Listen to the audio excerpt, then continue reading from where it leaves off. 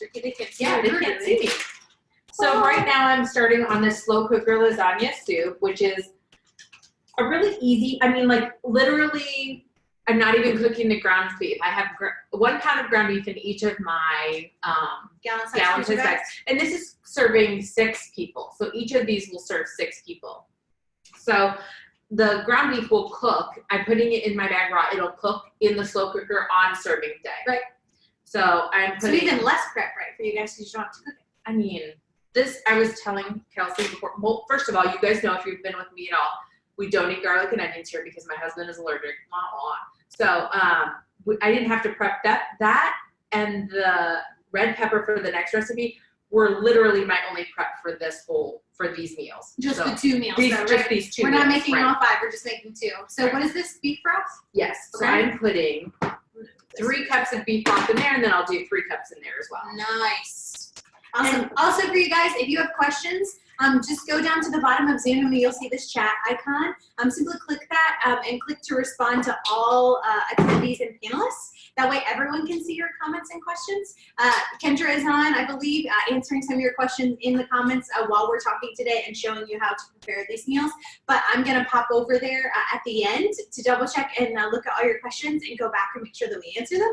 So if you think of things as we're talking, feel free to drop them there and we'll come back to the end and make sure that we answer your questions. So I wanted to make sure that I gave people that info too.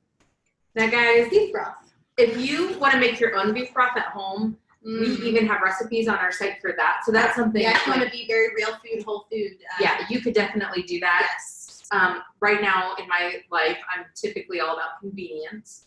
I try to do as many whole food, real food kind of things as possible, but there are times like with beef broth and things like that that I just go store bought. Nice. So that I did that. I'm going to go onto the parsley, 2 tablespoons of parsley. Nice.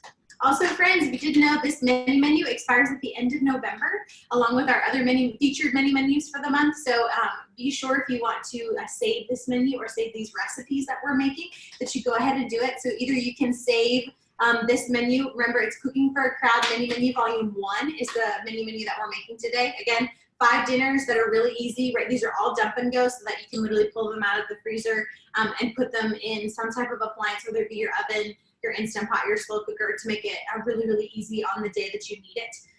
But remember, you can either favorite recipes from this or save this menu to your My Menu section so that you have this for later. But remember, it does expire at the end of this month because we have all new mini menus that come out in December. So just as an FYI, if you want it, get it now.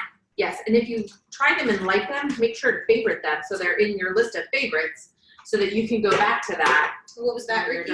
So these are diced tomatoes. Diced tomatoes. Okay. So each one gets one of these giant cans, the 28 ounce. Because this is for 6 servings. So remember, remember within our system, right, guys, you can adjust the serving size to be whatever you want. So if you want this to be for 2, if you want it to be for 5, for Ricky, it's going to be 6. My family and I, right, if I'm making it for a crowd, right, I'm going to up those servings because maybe I'm going to have 12 people in town. Guys, you can set it to 12 servings. You can set it to whatever that you need. However, remember that you're going to make 2 of each, right?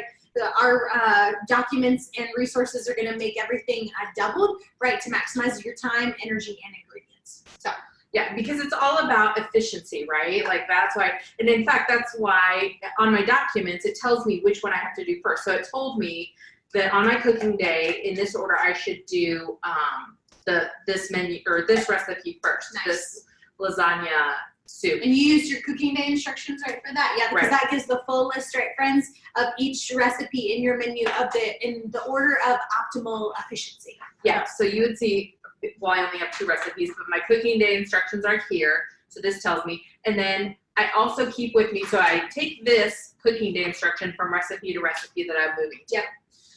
Now, at each station has its own. I have my recipe cards filled out because on the cooking day instructions it says, you know, add all ingredients, 2 bags, or whatever. Well, the recipe cards are what actually has the measurements of what needs to go in. It tells me exactly what I need to put in. It tells you the freezer container that you need to use, all of that kind of stuff. So we highly recommend that you use your cooking instructions alongside of your recipe cards. And a lot of our friends, when they're doing a big cooking day like this, they will actually take, guys, their recipe cards and they will take them up to a cabinet so that while they're cooking, they can just quickly reference it instead, right, of having to like multi-juggle and multitask, right? With like maybe you have needy hands or you're dealing with produce and all that kind of stuff. People love to do that as a recommendation to get through them really quickly and efficiently. So we highly recommend doing that too.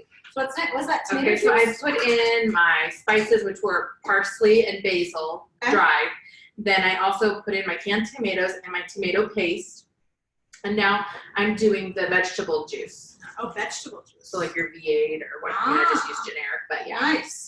And then, and that is really, that's a good tip for you guys. Like if you're making vegetable soup or any kind of wintry kind of soup, to use flavored, so instead of just regular broth or water or whatever, use any kind of flavoring like juices that you have. So like tomato juice or vegetable broth or chicken broth or whatever that you're using. Those are always great substitutions for water, right? Yes. Like if you have those, Yes, if you have them.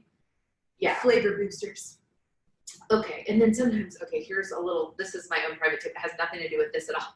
But sometimes if I have leftover like vegetable juice or something, in the Instant Pot when it says add 1 cup of water, I add vegetable juice instead. I add a juice. Like, because it's a liquid, it's the liquid, right? It's a liquid. It gives me, But so like if I do flavor. spaghetti or something in my Instant Pot, instead of the That's water. a good idea, yeah. Vegetable juice. That one's a free one for you. That one's a free tip for you guys. Okay, now I'm doing the salt and the peppers. Okay. Gotta get our seasonings. So again, guys, remember that all of these recipes are going to be super easy for you to assemble. Again, if Ricky and I weren't talking, this would be done in 2 seconds, right? And we weren't telling you what was going in each thing. But you could probably get these done in, I would honestly say, an hour, right? I mean, 5 recipes, double to 10 meals. Easy. Yeah. Especially this. Because you're using the same ingredients and you're maximizing your time by doing 2 at the same time. Now remember, you don't have to do any of that math. You don't have to do any of the conversions because we already do that for you in your resources. So simply click to add Cooking for a Crowd Mini Menu Volume 1 to your My Menus, and say you're looking at me and Ricky and you're like, guys, my family is not going to eat this lasagna soup. No problem, friends. Just delete that from your menu and go add another one from our recipe database. However, remember, guys, that these are all dump and go recipes. So when we say dump and go, that means the recipe literally includes ingredients that are very easy to dump and essentially seal and go into your freezer.